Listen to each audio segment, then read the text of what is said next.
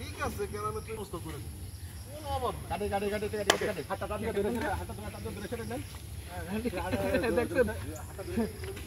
গরিবের কথা শেষ হইল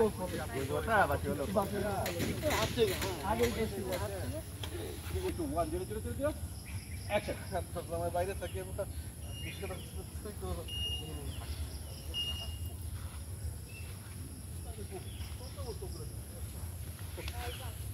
আমি না একটা বিপদে আছি আসলে ওই খুশিটার সাথে বলছিলাম আমার টেনশন করিস না